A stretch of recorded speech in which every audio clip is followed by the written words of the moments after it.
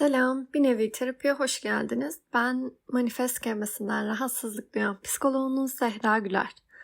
Bu manifest kelimesinin bana ne hissettirdikleri üzerine düşündüm, değerlendirmek istedim ve duygu çarkına baktım tabii ki. Evet, bu basit bir düşünme biçimi için bile duygu çarkını açtım.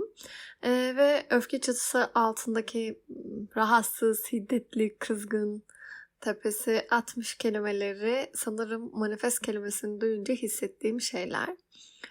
Bu manifestlemenin gün sonunda biraz yakın bıraktığını düşünüyorum kişilerde. Bunu da tabii ki toplumu izleyerek falan gözlemlemedim.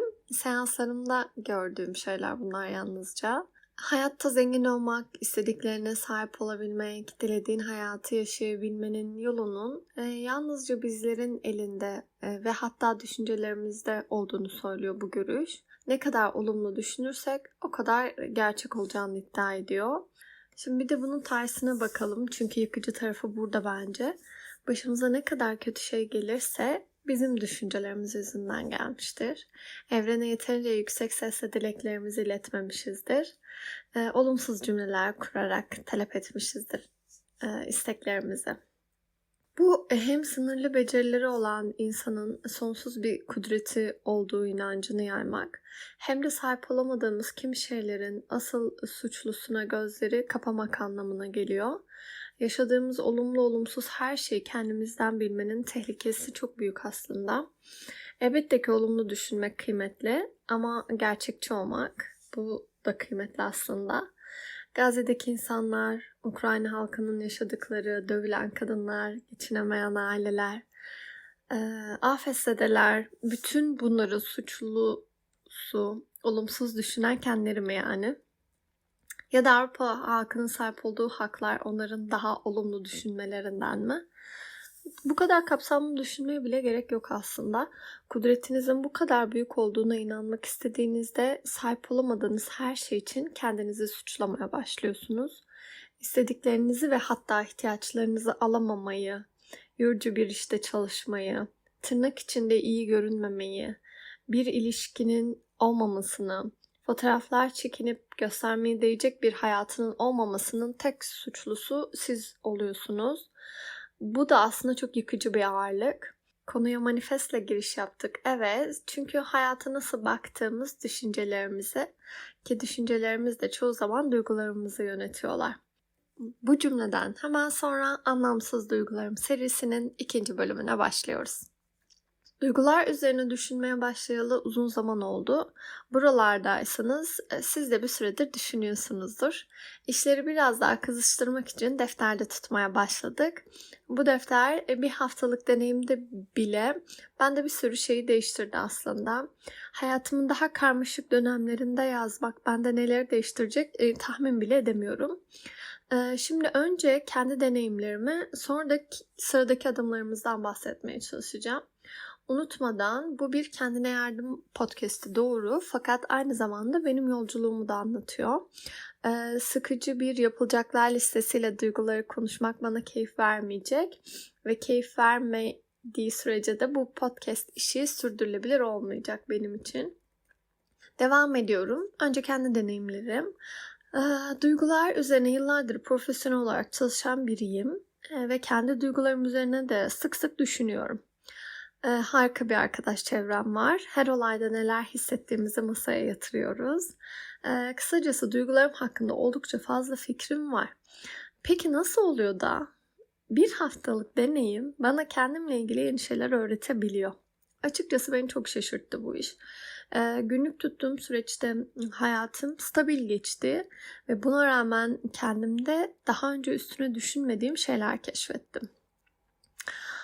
Duygu çarkını kapsamlı bir liste olarak görürdüm. Fakat bu kısa süreçte hissettiklerimi düşününce ne kadar sınırlı sayıda duygu içerdiğini de fark ettim. Yeni tanımlamalar bulmalıyız duygularımıza hep beraber. Bununla ilgili de çalışmalara başlıyorum hemen. Bulduklarımı sizinle de paylaşacağım. Bir başka farkındalığım da duygularımı ifade etme becerimde oldu. Türkiye'de büyüyüp duygularını harika ifade eden biri olarak yetişme olasılığımız biraz düşük. Kültürümüz böyle yetiştirilmeyi destekler nitelikte değil. Ben de harika ifade becerileriyle büyümedim. Duygularımı ifade konusunda da hep zorluk çekmiştim. Fakat terapist olduğum için uzun bir süredir bu konuda kendimle ilgileniyorum. Çok da uzun yollar kat ettim. Fakat günlük yazdığım bu süre bana ifade becerilerim konusunda hızlı bir sıçrama yaşattı. Bunun ise birkaç sebebi var. Duyguları not etme niyetinde olduğumdan bir şeyler hissettiğim anları kolluyorum sürekli. Bu da henüz o duyguları hissederken bile kendime bir parça dışarıdan bakabilmemi sağlıyor. Böylece o duyguda kaybolmuyorum. O duyguyu yaşarken onu anlamlandırma becerimi kaybetmiyorum. Bu sebeple ki, bu da ikinci sebep oluyor, duyguyu yaşarken bana neler olduğunu biliyorum. Bildiğim için de ne ifade etmem gerektiğini de daha hızlı fark ediyorum. Bu kısa süre zarfında yaşadığım bu gelişmeler benim için hem çok büyük hem çok kıymetliydi. Sürecin devamı için de oldukça motive etti. Şimdi bu süreçte her gün günlük yazmaya da ihtiyaç duymadığımı fark ettim. Çünkü dediğim gibi hayatım stabil. Şimdi benim bu kısa süre zarfında sıçrama yaşamış olmam size kendinizi kötü hissettirmesin. Bu sıçramanın çok uzun bir hazırlık süreci var. Ben hem yıllardır duygular üzerine çalışıyorum hem de izlemem gereken bütün adımları biliyorum. Ve bilhassa yakın zamanda bu konuda çok fazla okuyorum. Sizler için de aynı kanalda değişim olacak ama birden farkındalık kazanma gerçekleşmeyebilir. Perdeler biraz daha yavaş aralanacak ki bu oldukça normal. Şimdi kendi deneyimlerimden kısaca bahsettikten sonra gelelim duygu yolculuğunun bir sonraki aşamasına. Duygularımızı yazarken bazı duyguların bizi çok zorladığını fark edeceğiz. Bu duygular daha incitici, yorucu ve anlam yüklü olacak diğerlerine kıyasla. Bu anlam yüklü duyguları sert rüzgarlara benzetebiliriz. İstediğimiz şey o rüzgarda savrulmak değil, savrulursak ilerleyemeyiz. Bütün bu sürecin amacı savrulmayı önlemek zaten. Fakat bu yolda bazı yardımcılarımız olacak bizim. Regülasyon çalışmaları da bizim bu yoldaki ara yardımcılarımız. Duygularla çalışırken regülasyonu kullanmak zorundayız. Nedir bu regülasyon? Bizim duygularımızı biraz daha düzenleyebilmemiz. Zor duyguları bazen yazmadan önce yazabilmek için, bazen yazdıktan sonra duyguları defterde bırakıp hayatımıza devam edebilmek için bu regülasyon, yani duyguları düzenleme çalışmaları yapmalıyız. İşte nefes egzersizleri, spor, sanat, bunlar klasik regülasyon çalışmaları ve çok da işe yararlar. Bir de bizim özel regülasyon çalışmaları vardır. Bize iyi gelen şeyler, onları keşfedeceğiz. Ben klasikleri ara ara sizlerle paylaşacağım. İçlerinde denemediklerim varsa sizlerle deneyimleyeceğim. Ama sizler de size iyi gelen şeyleri keşfe çıkacaksınız. Bizi regüle edecek, yani düzenleyecek, biraz daha dingin hissettirecek bir davranış örüntüsünden neler bekliyoruz? Regülasyon için kullanacağımız şeyler bedenimizi rahatlatmalı, zihnimizi duygudan uzaklaştırıp şu ana, şimdiye çekebilmeli, akın akın gelen düşünceleri kenara bırakmamıza yardımcı olabilmeli. Bizim bir regülasyon çalışmasından beklediklerimiz bunlar. Benim en sevdiğim regülasyon davranışım yürüyüş yapmak.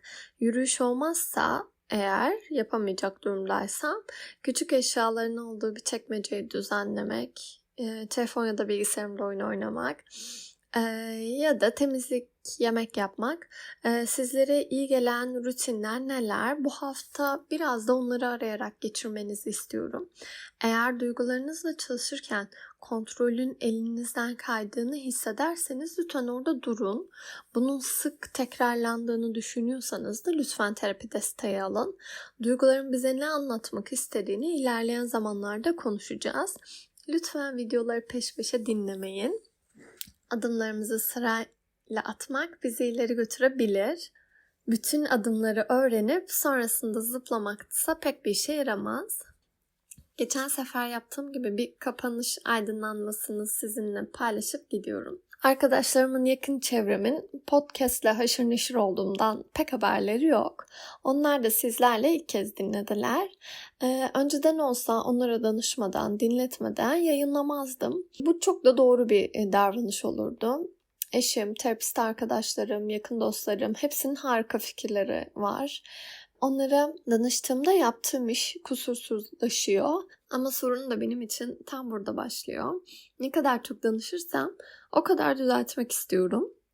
Düzeltmek istedikçe de yaptığım işten bıkıyorum ve uzaklaşıyorum. Sevdiğim insanların yaptığı onlarca iyi yorumun arasında değiştirmem gereken ufak yerlere odaklanıyordum ben. Ve yapılacak şeyleri tekrar revize etmek istiyorum. Zaten uzun çalışmaya pek bayılmam. Tek bir küçük parçayı defalarca revize etmeye kalkınca da bıkkınlığım hortluyor. Ve hemen sonra da kaçınma davranışım gelip beni o bıkkınlık duygusundan kurtarıp yapacağım işten uzaklaştırıyor. Şimdi bu sefer bunun önüne geçmek istedim. Sevdiklerimin ne düşündüğü hala benim için çok önemli. Ama o düşünceleri atacağım adımda değil, sonraki adımlarımda kullanmak istiyorum. Bir sonraki adımda ve bir sonraki adımda. Ve gidiyorum. Bana ve regülasyon çalışmalarına Instagram hesabımdan ulaşabilirsiniz. Haftaya görüşmek üzere. Bir nevi terapiden hepinize selamlar.